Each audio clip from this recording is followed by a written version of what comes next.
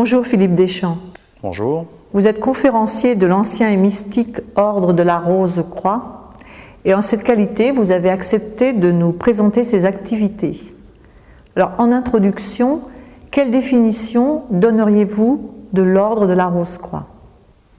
Eh bien, l'Ordre de la Rose-Croix est un mouvement traditionnel, philosophique et initiatique mondial. C'est un mouvement qui est ouvert à tous, hommes et femmes, quelle que soit sa race, sa nationalité ou sa classe sociale. Deux éléments fondamentaux sont à retenir en introduction. C'est que l'Ordre de la Rose-Croix est un mouvement apolitique, mais aussi non religieux.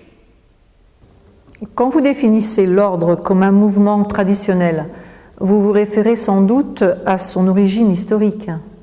Oui, effectivement, sachant que dans l'idée de tradition, il y a une idée de continuité, c'est-à-dire qu'on puise dans le passé, mais on crée aujourd'hui des ponts vers l'avenir. Donc il y a une filiation dans cette idée de tradition.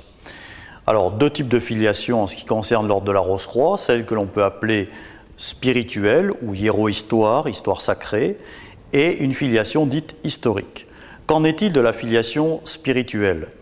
Eh bien, celle-ci se rattache traditionnellement aux anciennes écoles de mystère d'Égypte. Des écoles où déjà, dans l'Antiquité, eh bien, des chercheurs essayaient de mieux comprendre les mystères de la vie et de la connaissance. Ces écoles se développèrent ensuite au moment de la grande période grecque, puis au début de l'ère chrétienne, on voit des grands groupes comme les thérapeutes, les esséniens ou les gnostiques transmettre cette tradition. Un peu plus tard, on verra les Templiers, les Cathars et les alchimistes transmettre le flambeau de cette connaissance. Qu'en est-il de la filiation maintenant dite historique ? Eh bien, historiquement parlant, les fondations, le départ de l'Ordre de la Rose-Croix, c'est le début du XVIIe siècle, avec la publication de 3 manifestes très célèbres dans le monde de l'ésotérisme, la Fama Fraternitatis, la Confessio Fraternitatis et les Noces chimiques de Christian Rosenkreuz, qui ont été publiés respectivement en 1614, 1615 et 1616. D'ailleurs, un 4e manifeste a été publié au début du XXIe siècle par les Rose-Croix modernes, la Positio Fraternitatis Rosae Crucis. Positio où les Rose-Croix du présent justement prennent position sur les grands problèmes du monde actuel. Sur le plan historique moderne, l'Ordre de la Rose-Croix a eu une résurgence extrêmement importante au début du XXe siècle, sous l'impulsion d'un jeune chercheur américain, Harvey Spencer Lewis. Celui-ci, en 1909, fit le voyage en France et là, à Toulouse, il rencontra les dirigeants de la Rose-Croix européenne qui lui confièrent en quelque sorte la mission de procéder au réveil de l'organisation dans un nouveau cycle d'activité. Cette mission, Harvey Spencer Lewis l'a accomplie et c'est là que se trouve l'origine de l'Ordre de la Rose-Croix dont je vous parle aujourd'hui. Précédemment, à côté du terme traditionnel, vous avez employé le mot initiatique.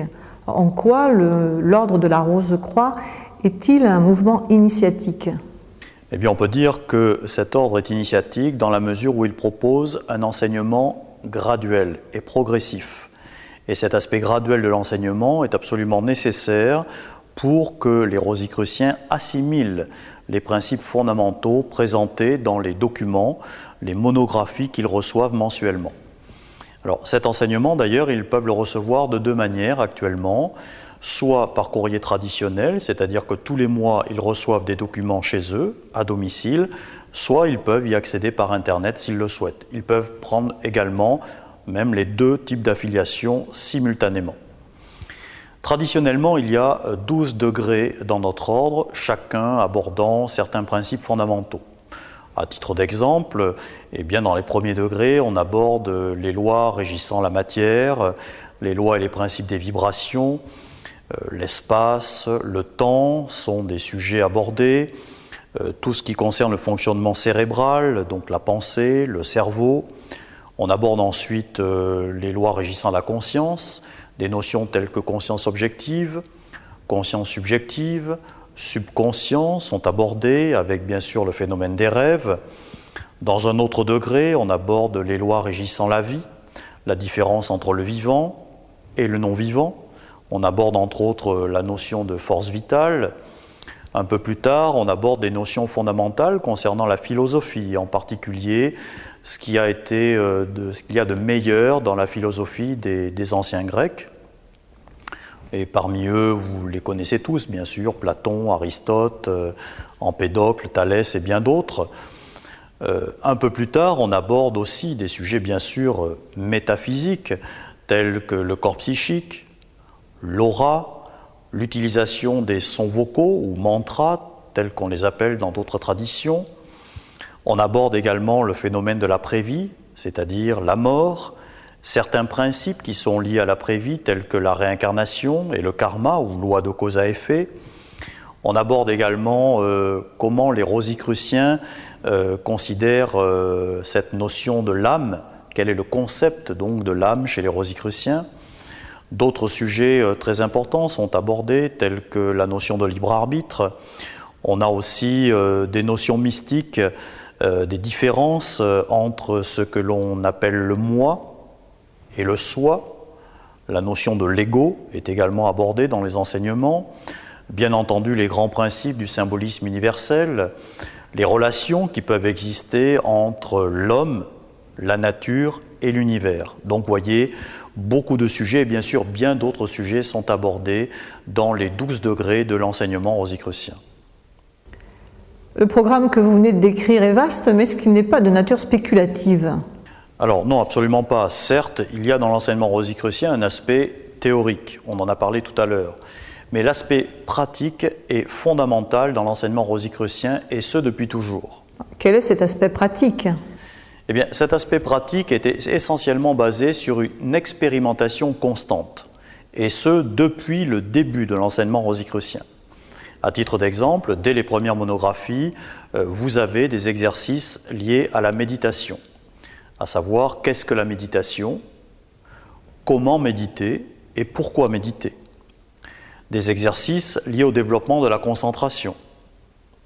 Des exercices basés sur la visualisation, c'est-à-dire l'utilisation de la pensée créatrice, ce que l'on appelle généralement la création mentale. La création mentale, c'est la visualisation. Puisque nous utilisons la méditation, dans beaucoup d'exercices, on utilise les techniques respiratoires qui permettent de se détendre, de se relaxer. On utilise également les sons vocaux ou mantras dont j'ai parlé tout à l'heure, puisque certes, on sait que certains sons ont des effets définis à la fois sur le plan physique, sur le plan psychique et sur le plan spirituel. D'autres exercices sont basés sur l'éveil psychique. Il y a dans l'être humain certains centres importants qui ne demandent qu'à être éveillés, et donc certains exercices spirituels permettent d'éveiller ces centres psychiques. D'autres exercices sont basés sur l'harmonisation ou la régénération spirituelle. Donc vous voyez qu'il y a constamment une expérimentation qui permet à chacun à la fois d'étudier et de développer un enseignement qui est théorique, puisqu'on aborde certains principes, mais toujours avec un aspect pratique, un aspect expérimental.